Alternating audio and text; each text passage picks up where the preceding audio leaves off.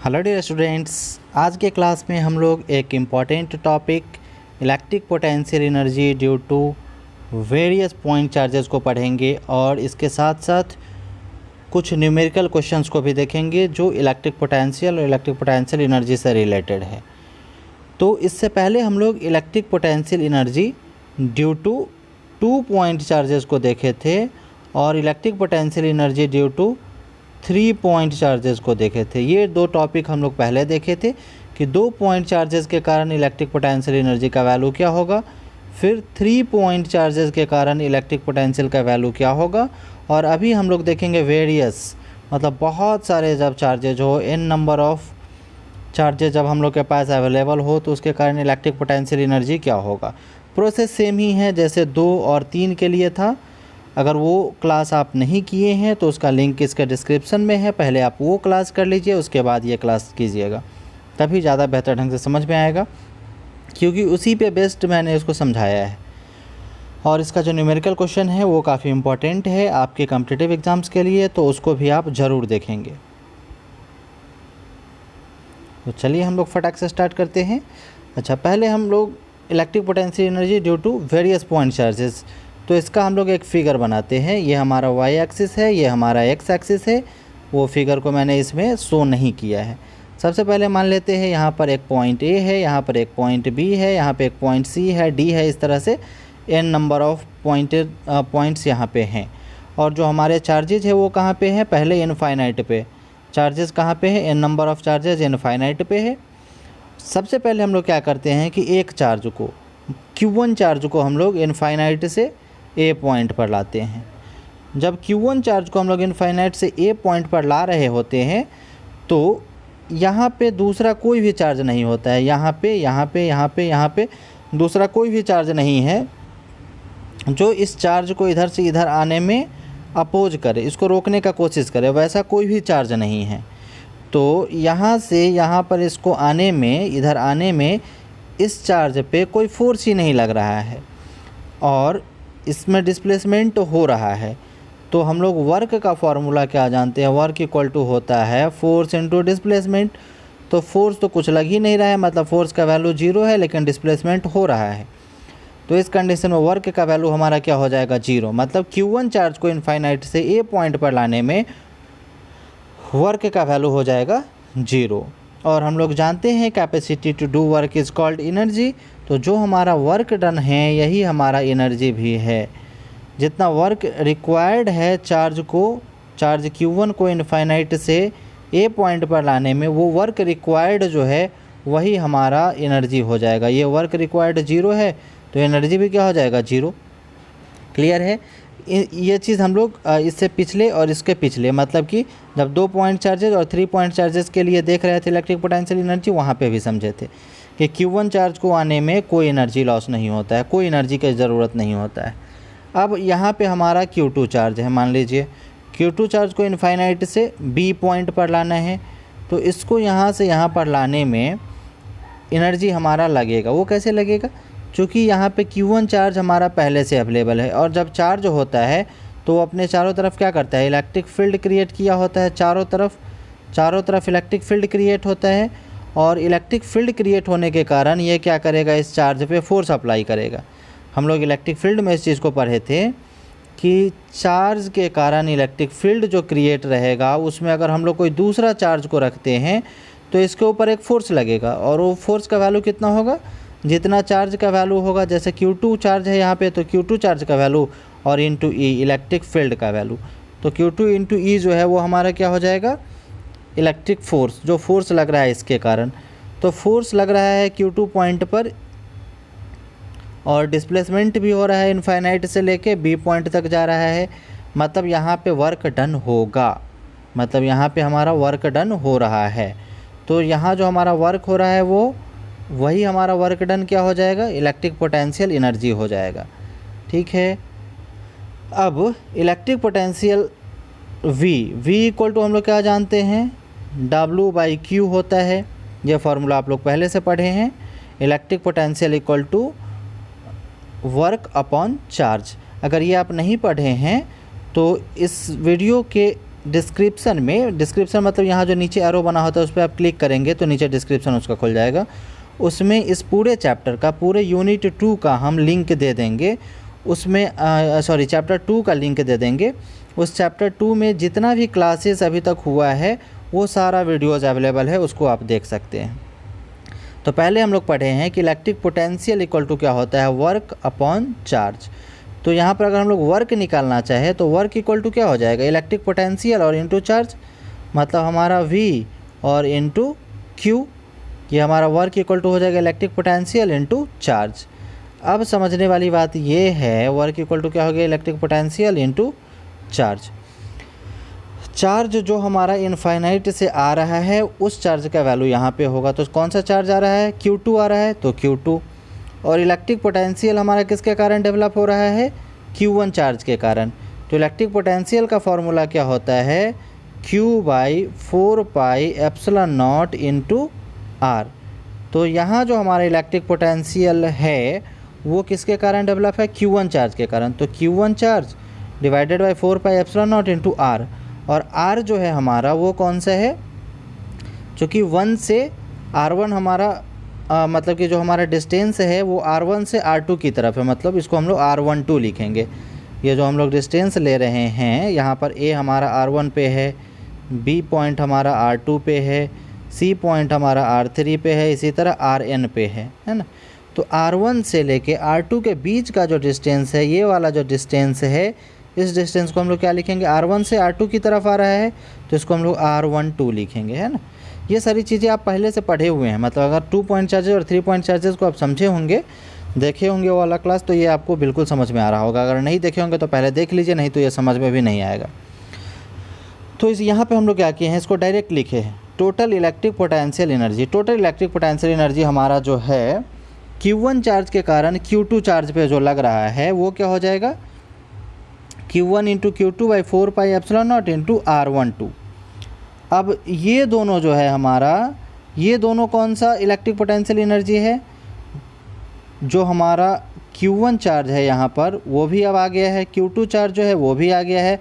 अब हमको कौन सा चार्ज लाना है, Q1 अवेलेबल है, Q2 अवेलेबल है, अब हमको Q3, यहाँ पर C पॉइंट पे हमको Q3 चार्ज को लाना है इनफाइनाइट से। अब Q3 चार्ज को जब इनफाइनाइट से हम लोग ला रहे होंगे उस कंडीशन में Q1 चार्ज भी इस पर फोर्स अप्लाई कर रहा है और Q2 चार्ज भी इस पर फोर्स अप्लाई कर रहा है। तो एक बार Q1 चार्ज के कारण इलेक्ट्रिक पोटेंशियल इस पर लग रहा है, फिर Q2 चार्ज के कारण इस पर इलेक्ट्रिक पोटेंशियल लग रहा है। वही चीज़ यहाँ पे मेंशन है, Q1 चार्ज के कारण इलेक्ट्रिक पोटेंशियल, Q1 चार्ज के कारण इलेक्ट्रिक पोटेंशियल एनर्जी क्या हो जाएगा, इलेक्ट्रिक पोटेंशियल एनर्जी मतलब W, वर्क, जितना हमारा वर्क डन होगा उतना इलेक्ट्रिक पोटेंशियल एनर्जी होगा।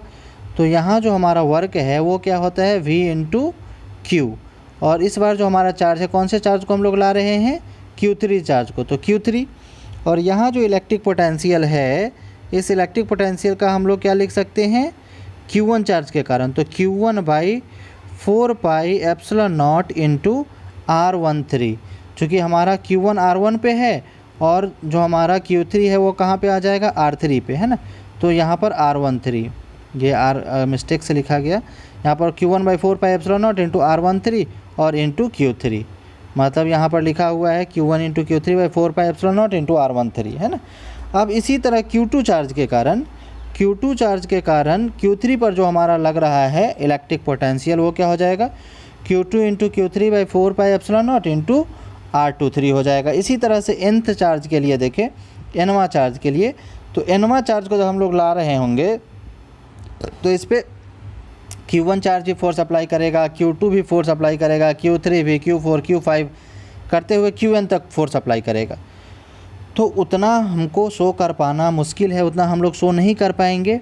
तो उस कंडीशन में हम लोग क्या करेंगे, डायरेक्ट लिख देते हैं, मतलब उतना शो करेंगे तो बहुत हो जाएगा nवां के लिए, तो 1 भी, 2 भी, 3 भी, मतलब बहुत लेंदी हो जाएगा। तो हम लोग डायरेक्ट Qn और इंटू Q3 शो कर दे रहे हैं कि Q3 चार्ज के कारण, Q3 से पहले Q2 और Q1 भी इलेक्ट्रिक पोटेंशियल एनर्जी अप्लाई कर रहा है, लेकिन डायरेक्ट हम लोग Q3 को डाल दे रहे हैं। तो Qn इंटू Q3/4πε0 इंटू यहाँ पर जो है, यहाँ पर R3n होना चाहिए, यहाँ पर RNN जो है आप इसमें पहले वाले n को 3 कर दीजिएगा, है ना। पहले वाले n को 3 कर दीजिएगा। एक काम कीजिए, आप स्क्रीनशॉट ले ही लीजिए पहले वाले n को 3 करते हुए। यहाँ पे इसको हम कट करके यहाँ पर लिख दे रहे हैं R3, एक मिनट, इसको आप कट कर दीजिए R3n, मतलब थर्ड चार्ज के कारण हमारा nth चार्ज पे जो है ये अप्लाई हो रहा है R3n। इसका स्क्रीनशॉट आप ले लीजिए फटाक से। मतलब ये सब कुछ हमारा है, ये सब कुछ फिर से रिपीट होगा, और फिर से रिपीट होने के कारण इसको मतलब बहुत लंबा स्पेस ले लेगा ये, इस कारण इसको हम नहीं लिख रहे हैं। बीच में यहाँ पर डॉट डॉट किया हुआ है वो क्लियरली शो नहीं हो रहा है। यहाँ पर प्लस के बाद यहाँ पे डॉट डॉट है, तो डॉट डॉट करके आप डायरेक्ट इसको लिख देंगे। ठीक है, स्क्रीनशॉट उम्मीद है कि आप लोग ले चुके हैं। और इसके बाद फिर हम लोग क्या करेंगे, इसमें से कॉमन लेंगे, मतलब कौन कौन सा टर्म कॉमन है उसको हम लोग ले लेंगे। तो 1/4πε0 सब में अवेलेबल है, इसमें सब में 1/4πε0 को हम लोग कॉमन ले लिए। कॉमन लेने के बाद हम लोग का कोशिश है कि इसको शॉर्ट टर्म में लिखें, जितना शॉर्ट लिखना संभव हो वैसे लिख सके। तो इसके लिए हम लोग क्या करते हैं, एक समेशन का सिंबल यूज़ करते हैं। समेशन का सिंबल हम लोग ले रहे हैं। और ये चेंजेस कहाँ से आ रहा है, चार्ज Q1 से, फिर Q2 हो रहा है, फिर करते हुए Qn तक जा रहा है, फिर इधर भी हमारा R1, फिर R2, फिर Rn, मतलब R3, R4, इस तरह से करते हुए Rn तक जाएगा, है ना। मतलब ओवरऑल हमारा आई का मतलब इसको अगर जिसको जो भी चेंजेस आ रहा है, जैसे यहाँ पर देखिए Q में 1 चेंजेज है, फिर Q में 2 है, फिर Q में 1 का 1 ही है, फिर 1 से 2 हो गया है, फिर 1 से n हो रहा है, फिर पहले 2 है, फिर 3 है, फिर 3 है, फिर 3, फिर इस तरह से चेंज होते होते n तक वो भी जाएगा। मतलब चेंजेज आ रहा है, तो जो चेंजेज आता है उसके लिए या तो हम लोग I यूज करते हैं या फिर J यूज करते हैं। तो यहाँ पर दोनों टर्म में चेंजेज आ रहा है, इसमें और इसमें दोनों में, तो I और J दोनों हम लोग यूज करेंगे। और इसके लिए 2 समेशन यूज़ करेंगे। इससे पहले जो हम लोग फोर्स के लिए, इलेक्ट्रिक फोर्स के लिए और इलेक्ट्रिक फील्ड के लिए जो हम लोग पहला चैप्टर में यूज किए थे, वो सिर्फ एक ही समेशन का सिंबल यूज़ करते थे, क्योंकि एक तरफ का हमारा फिक्स होता था, इधर वाला फिक्स होता था और इधर वाला चेंज होता था, ये वाला हमारा चेंज होता था। लेकिन यहाँ पे हमारा दोनों चेंज हो रहा है, इसलिए 2 समेशन का सिंबल हम लोग लेंगे। तो हम लोग एक समेशन का सिंबल लिए, फिर दूसरा समेशन का सिंबल लिए, और चेंज कहाँ से हो रहा है, 1 से लेके n तक। तो हम लोग क्या करेंगे, I = 1 to n ले लेंगे, J = 1 to n ले लेंगे। लेकिन अच्छा, फिर इसको पहले Q1 से मतलब Q1 और Q2 दोनों चेंज हो रहा है, तो जो पहले चेंज हो रहा है उसको हम लोग I ले रहे हैं, तो QI, और बाद में जो चेंज हो रहा है उसको हम लोग J ले रहे हैं, QJ। और नीचे जो चेंज हो रहा है R12, इस तरह से हम लोग लिख रहे हैं, इसको हम लोग RIJ लिख लेंगे, है ना। मतलब दोनों चेंज हो रहा है, तो दोनों का हम लोग चेंजिंग पोजीशन डाल देंगे। अब इस कंडीशन में जो है हमारा, अब देखिए ध्यान देने वाली बात ये है कि 1 हमारा 2 बार आ रहा है, फिर 2 भी हमारा 2 बार आएगा, यहाँ भी हमारा 2 2 बार आएगा, 3 2 बार आएगा। मतलब जो भी टर्म है सारा का सारा टर्म 2 2 बार रिपीट हो जाएगा 1 से लेने में, है ना। तो इसके लिए हम लोग क्या करेंगे, इस पूरे को हम लोग 2 से डिवाइड कर देंगे। पूरे को, ये जो पूरा टर्म है इसको हम लोग 2 से डिवाइड कर देंगे। शायद इनका छूट गया है, तो आप लोग क्या करेंगे, इस पूरे को 2 से डिवाइड कर दीजिए। यहाँ पर हम लिख दे रहे हैं साइड में डिवाइडेड बाई 2। इस पूरे को हम लोग 2 से डिवाइड कर देंगे, तो ये हमारा एक एक बार आ जाएगा। ठीक, अब जो हमारा ये हमारा क्या आया, वर्क आया। मतलब ये जो है हमारा टोटल एनर्जी, वर्क बोलिए मतलब टोटल वर्क डन बोलिए या टोटल एनर्जी बोलिए। तो जो हमारा वर्क या एनर्जी आया वो इतना डिवाइडेड बाई 2। तो 2 को हम लोग चाहे तो यहाँ से खिसका के, आप इसका स्क्रीनशॉट एक बार ले लीजिए। तो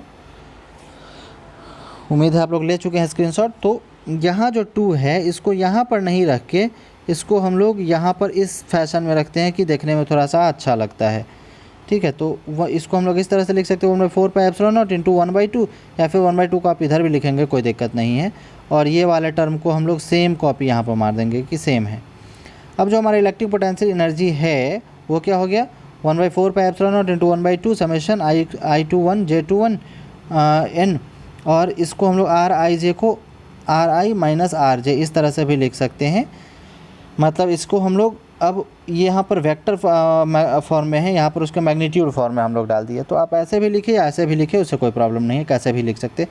आप यहाँ भी छोड़ सकते हैं। लेकिन जनरली जो है n नंबर ऑफ़ चार्जेस के कारण आपके बोर्ड एग्ज़ाम वगैरह में नहीं पूछता है, जनरली 2 चार्जेस के कारण या फिर 3 चार्जेस के कारण ही पूछता है। तो आप मतलब नॉलेज के पॉइंट ऑफ व्यू से इस चीज़ को समझ लीजिए कि कैसे सारा प्रोसेस हो रहा है। लेकिन 2 पॉइंट चार्जेस के कारण इलेक्ट्रिक पोटेंशियल एनर्जी और 3 पॉइंट चार्जेस के कारण इलेक्ट्रिक पोटेंशियल एनर्जी, उसको आप हमेशा ध्यान में रखेंगे, वो आपके लिए हमेशा यूज़ में आएगा। फिर हम लोग फर्स्ट क्वेश्चन देखते हैं। First numerical question, A spherical oil drop of radius 10 to the power minus 4 centimeter has on it at a certain time a charge of 40 electrons। ध्यान से समझेंगे। a spherical oil drop of radius 10 to the power minus 4 centimeter, एक spherical oil drop है। oil drop मतलब तेल की बूंद, बूंद हम लोग समझ रहे हैं, बारिश की बूंद देखते हैं ना, बुलबुला जो हमारा ऐसा कुछ शेप में होता है, स्फेरिकल टाइप का शेप में होता है। मतलब स्फेरिकल मतलब तो समझ ही रहे हैं, स्फेयर गोला जैसा शेप में होता है। एक ऑयल ड्रॉप है जिसका radius 10 to the power minus 4 centimetre, इसका जो रेडियस है वो 10 का पावर माइनस 4 सेंटीमीटर है, मतलब रेडियस ऑयल ड्रॉप का हमको पता है। Has on it a certain time, मतलब किसी एक ख़ास समय पर ये अपने ऊपर एक रखता है। हैज़ ऑन इट मतलब इसके ऊपर है। एट ए सर्टेन टाइम, एक ख़ास समय पर। A charge of 40 electrons, 40 electron का चार्ज। फिर से समझिए सारे प्रोसेस को। हम लोग के पास एक ऑयल ड्रॉप है, एक स्फेरिकल ऑयल ड्रॉप है, स्फेयर की तरह इसका शेप है, जिसका रेडियस इतना है, और इसके ऊपर क्या है, 40 इलेक्ट्रॉन है। 40 इलेक्ट्रॉन का चार्ज है, मतलब एक इलेक्ट्रॉन पर चार्ज कितना होता है, 1.6 into 10 to the power minus 19 coulomb. ऐसा 40 इस पर इलेक्ट्रॉन है, तो इसमें हम लोग 40 से मल्टीप्लाई कर देंगे तो हमारा टोटल चार्ज का काउंटिंग आ जाएगा कि इस पर टोटल चार्ज कितना है। ठीक है, फिर आगे पढ़ते हैं। Calculate the energy that would be required to place on additive electron on the drop. हमको कैलकुलेट करना है, क्या कैलकुलेट करना है, energy that would be required, जिसकी ज़रूरत होगी, to place an additional electron, एक एडिशनल इलेक्ट्रॉन को इस पर डालने की, मतलब एक और इलेक्ट्रॉन को इस पर डालने की। Charge on one electron is 1.6 into 10 to the power minus 19 coulomb, और एक इलेक्ट्रॉन पे जो चार्ज है उसका वैल्यू है 1.6 गुना 10 के पावर माइनस 19 कूलम। उम्मीद है क्वेश्चन को आप लोग समझ चुके हैं। एक बार फिर से रिपीट करता हूँ मैं सारे प्रोसेस को। एक ऑयल ड्रॉप है जिसका रेडियस कितना है, 10 का पावर माइनस 4 सेंटीमीटर है, और इस पे अभी 40 इलेक्ट्रॉन का चार्ज अवेलेबल है, मतलब इस पे जो चार्ज अवेलेबल है, चार्ज Q का वैल्यू वो 40 इलेक्ट्रॉन के बराबर है, मतलब 40 गुना 1.6 गुना 10 के पावर माइनस 19 कूलम। ठीक, अब इस पे हमको एक और इलेक्ट्रॉन को ऐड करना है। इस पे एक और इलेक्ट्रॉन को ऐड करने के लिए कितना एनर्जी की ज़रूरत होगी, एनर्जी की ज़रूरत क्यों होगी, मान लीजिए कि चार्ज हमारा कहीं पे भी है, यहाँ से इस पे जो हम लोग ला रहे होंगे, तो इस पे जो चार्ज है वो क्या कर रहा होगा, अपने चारों तरफ इलेक्ट्रिक फील्ड क्रिएट कर रहा होगा। मतलब इस चार्ज पे, मतलब ये जो हमारा एक इलेक्ट्रॉन चार्ज है, इस पे फोर्स अप्लाई हो रहा होगा इस डायरेक्शन में, तो उतना ही फोर्स हमको चाहिए इस डायरेक्शन में लाने के लिए। और ये जो हमारा फोर्स अप्लाई होगा तो उस कंडीशन में डिस्प्लेसमेंट भी हो रहा है और फोर्स भी अप्लाई हो रहा है, मतलब वर्क डन होगा। वर्क डन होगा तो टोटल वर्क डन जो है वो हमारा क्या हो जाएगा, एनर्जी हो जाएगा U। वही एनर्जी हमको फाइंड करना है। तो चलिए प्रोसेस के थ्रू हम लोग चलते हैं। जो हमारा रेडियस है, थोड़ा इनका लिखने का फैशन अलग है, आप लोग की तरह ही अभी एक स्टूडेंट है। तो R जो है वो रेडियस का वैल्यू कितना है, 10 to the power minus 4 centimetre. Centimetre को मीटर में कन्वर्ट करेंगे तो क्या करेंगे हम लोग, 100 से भाग देंगे। 100 से भाग देने पर क्या होगा, ये 2 जीरो इसके साथ जुड़ के ऊपर चला जाएगा, मतलब 10 के पावर माइनस 6 मीटर। ठीक, अब जो हमारा चार्ज का वैल्यू है वो क्या है, 40 इलेक्ट्रॉन, 40 इलेक्ट्रॉन है, तो 40 गुना इलेक्ट्रॉन का वैल्यू कितना हो जाएगा, 1.6 गुना 10 के पावर माइनस 19 कूलम। अब जब दोनों को हम लोग मल्टीप्लाई करेंगे आपस में तो कितना हो जाएगा, 64 गुना 10 के पावर माइनस 19 कूलम चार्ज। मतलब जो हमारा स्फेयर है, देखिए ये चार्ज का वैल्यू इस पर हम लोग कैलकुलेट कर रहे हैं। चार्ज का वैल्यू उस पर हालांकि क्वेश्चन में मेंशन किया है कि कितना है, 40 इलेक्ट्रॉन के बराबर है। तो 40 इलेक्ट्रॉन में मतलब एक इलेक्ट्रॉन पे चार्ज का वैल्यू इतना होता है, तो 40 में इससे मल्टीप्लाई करेंगे तो टोटल चार्ज का वैल्यू हमारा निकल गया। अब टोटल चार्ज का वैल्यू हमको पता हो गया। ठीक, अब हम लोग एक फार्मूला क्या जानते हैं, इलेक्ट्रिक पोटेंशियल इक्वल टू क्या होता है, वर्क अपॉन चार्ज। वही फार्मूला यहाँ पर लिखा हुआ है, electric potential V equal to work upon charge, ये जो V है आपको कुछ थोड़ा R जैसा दिख सकता है, लेकिन ये V है आपका, electric potential equal to work upon charge, ये फार्मूला आप जानते हैं। अब फिर वर्क इक्वल टू क्या हो जाएगा, V into Q, cross multiply करने पर इलेक्ट्रिक पोटेंशियल इंटू चार्ज का वैल्यू, मतलब W equal to V into Q हो जाएगा। अच्छा, अब हम लोग मतलब इस सेम प्रोसेस हम लोग अभी जस्ट किए थे, मतलब जो टॉपिक हम लोग पढ़े हैं electric potential energy due to 2 point charges या फिर 3 पॉइंट चार्जेज या फिर n नंबर ऑफ चार्जेस, उसमें इस चीज़ को हम लोग रिपीट किए थे। तो यहाँ जो हमारा है W equal to V into Q, तो यहाँ पर V जो है हमारा इलेक्ट्रिक पोटेंशियल, इसका फॉर्मूला क्या होता है, Q by 4 pi epsilon naught into R, है ना। और यहाँ जो हमारा Q है और यहाँ जो हमारा Q है वो दोनों सेम है, तो क्या हो जाएगा Q into Q by 4 pi epsilon naught into R। तो हमारा Q into Q by 4 pi epsilon naught into R हो गया। ये फार्मूला आप अलग से जान रहे हैं इलेक्ट्रिक पोटेंशियल का, Q by electric potential V equal to होता है Q by 4 pi epsilon naught into R और इंटू Q, ये वाला जो Q है वो वाला Q से, मतलब वर्क का वैल्यू हमारा इतना आ गया। और हम लोग जानते हैं कि जो हमारा वर्क डन होता है वही हमारा इलेक्ट्रिक पोटेंशियल एनर्जी होता है, दोनों सेम है। तो W equal to U equal to कितना हो जाएगा, Q into Q by 4 pi epsilon naught into R। तो यहाँ पे जो है हमारा ये वाला चार्ज, मतलब Q by 4 pi epsilon not R,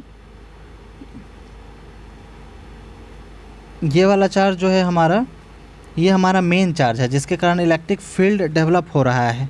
तो इस चार्ज का वैल्यू कितना हो जाएगा, ये वाला, मतलब कि 40 इलेक्ट्रॉन जो इस पे अवेलेबल है, तो 64 गुना 10 के पावर माइनस 19 कूलम, ये हमारा मेन चार्ज हो जाएगा।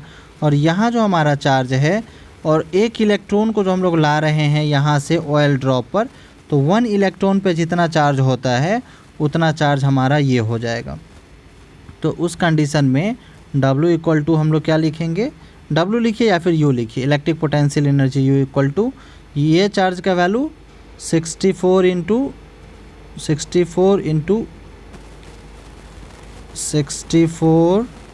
Into 10 to the power minus 19, और इसे मल्टीप्लाई करेंगे इस चार्ज का value 1.6 into 10 to the power minus 19, और उसमें फिर इंटू करेंगे 1/4 पाई एप्सिलॉन नॉट का value 9 into 10 to the power 9 होता है। और ये टोटल को हम लोग डिवाइड करेंगे R से, R का वैल्यू हमारा कितना है, R का वैल्यू आपका इतना है। तो ये सारा वैल्यू आपको पता है, ये Q का वैल्यू इतना, ये वाले Q का वैल्यू आपका 1.6 गुना 10 के power minus 19, 1/4 pi epsilon naught का वैल्यू 9 गुना 10 के पावर 9, R का वैल्यू आपको इतना पता है।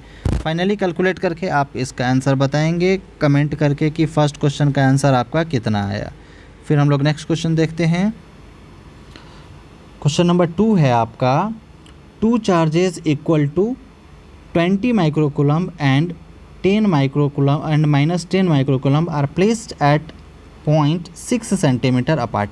आपके पास 2 चार्जेस है, एक प्लस 20 माइक्रोकूलम का और एक माइनस 10 माइक्रोकूलम का, दोनों 6 सेंटीमीटर की दूरी पर रखा हुआ है, ठीक।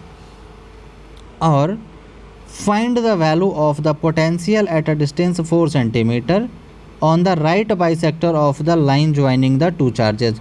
और ये दोनों चार्ज को जो लाइन ज्वाइन कर रहा है इस लाइन के राइट बाइसेक्टर पे, मतलब इसका जो मिड पॉइंट को जो बाइसेक्ट कर रहा है, यहाँ पे जो लाइन है 4 सेंटीमीटर की दूरी पर, यहाँ से 4 सेंटीमीटर लंबा है, यहाँ पे हमको इलेक्ट्रिक पोटेंशियल का वैल्यू फाइंड करना है। कंडीशन कुछ इस तरह का है, एक पॉइंट चार्ज 20 माइक्रोकूलम, दूसरा पॉइंट चार्ज माइनस 10 माइक्रोकूलम, दोनों के बीच का डिस्टेंस 6 सेंटीमीटर। और इस लाइन का जो बाइसेक्टर है, मतलब इसको जो बाइसेक्ट कर रहा है जो लाइन, यहाँ से इस पॉइंट से 4 सेंटीमीटर की दूरी पर हमको इलेक्ट्रिक पोटेंशियल का वैल्यू इस पॉइंट पर फाइंड करना है। मतलब इधर भी हमारा 3 सेंटीमीटर है, इधर भी 3 सेंटीमीटर है, ये टोटल 6 सेंटीमीटर है, और ये हमारा 4 सेंटीमीटर पे यहाँ पे इलेक्ट्रिक पोटेंशियल हमको फाइंड करना है। तो इसको फाइंड करने के लिए हम लोग इलेक्ट्रिक पोटेंशियल का फॉर्मूला सबसे पहले जानना चाहिए, क्या होता है, Q by 4 pi epsilon naught into R। Electric potential का फॉर्मूला हमेशा ध्यान में रखेंगे। अब इस चार्ज के कारण हमको यहाँ पर इलेक्ट्रिक पोटेंशियल फाइंड करना है, और इस चार्ज के कारण यहाँ पर। अब यहाँ से यहाँ के बीच का जो डिस्टेंस है वो हमको पता होना चाहिए, फिर यहाँ से यहाँ के बीच का जो डिस्टेंस है वो हमको पता होना चाहिए। कैसे पता होगा, तो हम लोग पाइथागोरस थ्योरम को ध्यान में लाएं अगर, तो ये हमारा मान लीजिए बेस है, ये हमारा परपेंडिकुलर है, तो ये हमारा क्या होगा, हाइपोटेन्यूज। तो हाइपोटेन्यूज इक्वल टू क्या होता है, root under P square plus B square. तो 4 का स्क्वायर प्लस 3 का स्क्वायर, मतलब फाइनली 25 का रूट हमारा 5 हो जाएगा, जितना इधर उतना इधर, इधर भी 5 इधर भी 5 हो जाएगा हमारा, मतलब ये 5 सेंटीमीटर हो गया आपका डिस्टेंस आर का वैल्यू, है ना। फिर अब हम लोग इलेक्ट्रिक पोटेंशियल फाइंड करेंगे पी पॉइंट पर, इस पॉइंट का नाम कुछ पी दे दीजिए। पी पॉइंट पर हम लोग फाइंड कर रहे हैं, किसके कारण, +20 माइक्रोकूलम के कारण करेंगे, फिर -10 माइक्रोकूलम के कारण फाइंड करेंगे। एक चीज़ इसमें हमेशा आप लोग ध्यान में रखेंगे, अगर चार्ज है तो हम लोग पॉजिटिव चार्ज का वैल्यू डालेंगे और निगेटिव है तो निगेटिव का डालेंगे। जैसे हम लोग इलेक्ट्रिक फोर्स या फिर इलेक्ट्रिक फील्ड, इसमें हम लोग पॉजिटिव या निगेटिव कुछ भी होता था सिर्फ पॉजिटिव ही लेते थे, लेकिन यहाँ पे वैसा नहीं करेंगे। यहाँ पे कुछ भी हो हम लोग वही डालेंगे, पॉजिटिव हो तो पॉजिटिव, निगेटिव हो तो निगेटिव। तो यहाँ पर जो V1 हम लोग ले रहे हैं इलेक्ट्रिक पोटेंशियल +20 माइक्रोकूलम चार्ज के कारण, तो V1 का फॉर्मूला क्या होगा, Q/4πε0 इंटू R। तो 1/4πε0 का जो वैल्यू है वो कितना होता है, 9 × 10⁻⁹, और Q चार्ज का जो हमारा वैल्यू है वो कितना है, 20 माइक्रोकूलम, तो 20 माइक्रोकूलम और डिवाइडेड बाई R का वैल्यू कितना है, यहाँ से यहाँ के बीच का जो डिस्टेंस है 5 सेंटीमीटर, मतलब 5/100। फाइनली इसको हम लोग कैलकुलेट करेंगे और हमारा वैल्यू आ जाएगा कैलकुलेशन के बाद। फिर अब हम लोग देखेंगे -10 माइक्रोकूलम चार्ज के कारण, तो -10 माइक्रोकूलम चार्ज के कारण V2 हम लोग ले लेते हैं कुछ नाम, V2 = Q/4πε0 इंटू R।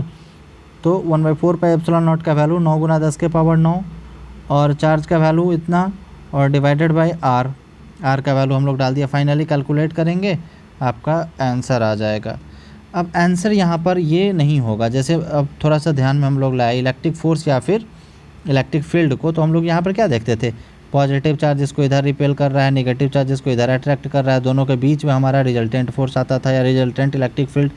लेकिन यहाँ पे ऐसा नहीं होगा, क्योंकि यहाँ पे हम लोग कुछ फाइंड ही नहीं कर रहे हैं। फाइंड कहाँ कर रहे हैं, यहाँ पे इलेक्ट्रिक फील्ड का वैल्यू और फिर इलेक्ट्रिक पोटेंशियल का वैल्यू, और यहाँ पे इलेक्ट्रिक पोटेंशियल का वैल्यू हम लोग फाइंड कर रहे हैं। तो इस पे पॉजिटिव के कारण है, इस पे नेगेटिव के कारण है, तो दोनों जो हमारा वैल्यू आएगा इसका हम लोग सम कर देंगे। ये एक सिस्टम है, इस सिस्टम पे जो हमारा टोटल वैल्यू आएगा इसका हम लोग आपस में सम कर देंगे। मतलब टोटल इलेक्ट्रिक पोटेंशियल कितना हो जाएगा, ये हमारा पॉजिटिव के कारण है, ये हमारा नेगेटिव के कारण है, दोनों को जोड़े तो नेगेटिव में माइनस लगा हुआ है, या माइनस प्लस माइनस मल्टीप्लाई हो जाएगा, मतलब माइनस हो गया, आपस में घट के ये हमारा फाइनल इतना वैल्यू आ गया इलेक्ट्रिक पोटेंशियल का। फिर एक और क्वेश्चन हम लोग देखते हैं। पहले आप लोग इसका फटाक से स्क्रीनशॉट ले लीजिए, यही आपका सेकंड क्वेश्चन था, सेकंड क्वेश्चन का स्क्रीनशॉट ले लीजिए। उम्मीद है आप लोग ले चुके हैं स्क्रीनशॉट। इसके बाद हम लोग नेक्स्ट क्वेश्चन में चलते हैं। ये हमारा थर्ड क्वेश्चन है, 2 charges 5 × 10⁻⁸ coulomb and -3 × 10⁻⁸ coulomb are located 16 centimetre apart. 2 चार्ज है, एक 5 × 10⁻⁸ कूलम और दूसरा है -3 × 10⁻⁸ कूलम। दोनों एक दूसरे से कितनी दूरी पर अलग है, दोनों एक दूसरे से 16 सेंटीमीटर 16 सेंटीमीटर की दूरी पर रखा हुआ है। सेंटीमीटर को मीटर में बनाने के लिए 100 से भाग देंगे तो कितना हो जाएगा, 0.16 मीटर हो जाएगा। At what point on the line joining the 2 charges is the electric potential 0। अब ये जो हमारा दोनों का लाइन ज्वाइनिंग है, दोनों लाइन ज्वाइनिंग में किस पॉइंट पे, यहाँ पे कहाँ पे हमारा इलेक्ट्रिक पोटेंशियल का वैल्यू 0 होगा। Take the potential at infinite to be 0। अब इसका कहना है कि पोटेंशियल को इनफाइनाइट पे एक तो आप 0 मान सकते हैं, इनफाइनाइट पे कहीं पे 0 मान लिए, और एक बीच में कहीं पर 0 होना चाहिए जो हमको फाइंड करना है।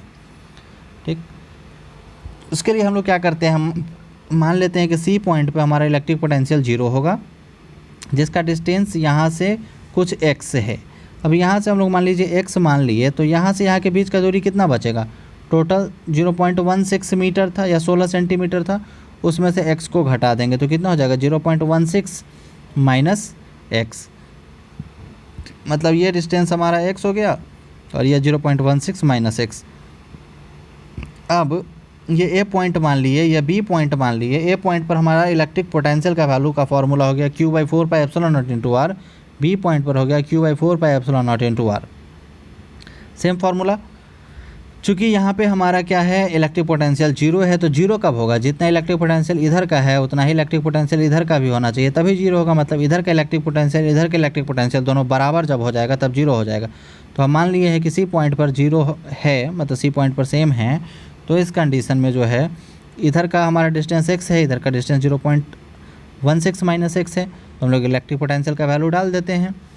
तो फार्मूला के अकॉर्डिंग ए पॉइंट पर जो हमारा इलेक्ट्रिक पोटेंशियल है वो क्या है, Q/4πε0 इंटू आर।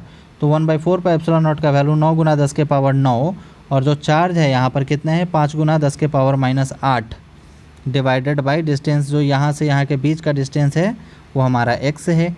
फिर बी पॉइंट के कारण यहाँ पे ये क्या हो जाएगा हमारा Q/4πε0 इंटू आर। तो 1/4πε0 का वैल्यू 9 गुना 10 के पावर 9। फिर हमारा Q जो हमारा चार्ज है यहाँ पे चार्ज का वैल्यू कितना है -3 into 10 to the power -8 divided by R का वैल्यू यहाँ से यहाँ के बीच का डिस्टेंस है 0.16 माइनस x। अब ये दोनों हमारा सेम है यहाँ पे सिचुएशन के अकॉर्डिंग कि इधर जो जितना होगा उधर इधर का भी उतना ही होगा, तभी हमारा इलेक्ट्रिक पोटेंशियल सेम होगा। तो VA = VV होना चाहिए, VA = VV। फाइनली हम लोग क्या करेंगे, दोनों का जो वैल्यू आया है इसको इक्वल करेंगे। 9 इंटू 10⁻9 से ये दोनों आपस में कैंसिल हो जाएगा। 10 का पावर -8 से 10 का पावर -8 कैंसिल हो जाएगा, बचेगा क्या 5/x, और इधर बचेगा -3। यहाँ पर +3 है, लेकिन यहाँ पे जो हमारा माइनस लगा हुआ है यहाँ पे ये वैल्यू हमारा माइनस है -3 इंटू, तो यहाँ पे हम लोग माइनस वाला टर्म डाल देंगे। माइनस वाला टर्म डाल दिया -3 बाई 0.16 माइनस x। अब फाइनली यहाँ पे प्लस गलती से है, इसको आप माइनस कर लेंगे। तो यहाँ पे फिर हमारा क्या हो जाएगा, ये ऐसे क्रॉस मल्टीप्लाई, ये ऐसे क्रॉस मल्टीप्लाई, मतलब 5 इंटू 0.16 माइनस x, और इधर -3 इंटू x। चूँकि हमारे इलेक्ट्रिक पोटेंशियल का जो डायरेक्शन है वो एक दूसरे के अपोजिट है। अपोजिट होने के कारण यहाँ जो हमारा माइनस वाला टर्म है इसको हमको प्लस वाला टर्म लेना पड़ेगा। वो कैसे, वो थोड़ा सा समझते हैं। जैसे पिछले क्वेश्चन में आपको ध्यान में होगा कि यहाँ पर जो हमारा इलेक्ट्रिक यहाँ पे हमारा था इस तरह से था, यहाँ जो हमारा इलेक्ट्रिक पोटेंशियल था इसके कारण जो कुछ वैल्यू आया था, और यहाँ जो हमारा इलेक्ट्रिक पोटेंशियल था इसके कारण जो वैल्यू आया था ये हमारा पॉजिटिव था, ये हमारा नेगेटिव था। तो इसमें से ये हम लोग हटाए थे, दोनों को माइनस किए थे, ठीक। तो हमारा कुछ वैल्यू आया था।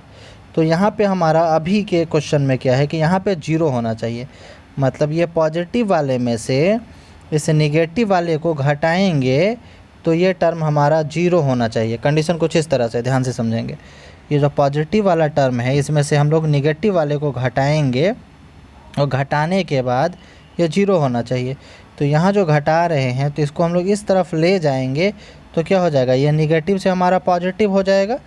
तो ये पॉजिटिव वाले टर्म को यहाँ पे भी एक जगह मतलब किया गया आपको दिखेगा। तो यहाँ पे भी या तो यहाँ पे करें, या तो कॉन्सेप्ट जहाँ पे आपको मतलब ये समझ में आया कि करना चाहिए, या तो आप वहाँ पे भी कर सकते हैं, यहाँ पे भी कहीं पे भी कीजिए, कोई प्रॉब्लम नहीं है। फाइनल कैलकुलेशन से पहले वो आपको पॉजिटिव कर देना चाहिए।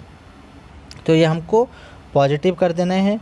फिर ये इधर क्रॉस मल्टीप्लाई हो गया और ये इधर क्रॉस मल्टीप्लाई हो गया। क्रॉस मल्टीप्लाई होने के बाद जो है यहाँ पे हमारा +3x और यहाँ पे 5 इंटू 0.16 माइनस 5x, दोनों को मल्टीप्लाई करेंगे तो 0.8 माइनस 5x इक्वल टू यहाँ पे हमारा +3x हो जाएगा। फाइनली नेगेटिव वाला टर्म जाके इधर जाके दोनों आपस में जुड़ जाएगा, और फाइनली हमारा क्या हो जाएगा 8x इक्वल टू 0.8। तो x equal to 0.8 divided by 8 मतलब 0.1। फाइनली जो हमारा वैल्यू है जहाँ पर इलेक्ट्रिक पोटेंशियल का वैल्यू 0 होगा वो कहाँ पर होगा, यहाँ से यहाँ तक 0.16 है। मतलब मान लीजिए यहाँ 16 है, 16 सेंटीमीटर है, तो यहाँ पे कुछ 10 सेंटीमीटर पे हमारा इलेक्ट्रिक पोटेंशियल का वैल्यू 0 हो जाएगा। यही हमारा फाइनल सॉल्यूशन हो जाएगा, आंसर हो जाएगा। तो नेक्स्ट क्लास में हम लोग कैपेसिटेंस स्टार्ट करेंगे, कैपेसिटर वाला पोर्शन जो काफ़ी इंपॉर्टेंट है। तो हम लोग मिलते हैं फिर नेक्स्ट क्लास में। तब तक आप लोग अपना ख्याल रखिएगा, अच्छे से रहिएगा। तब तक के लिए बाय बाय।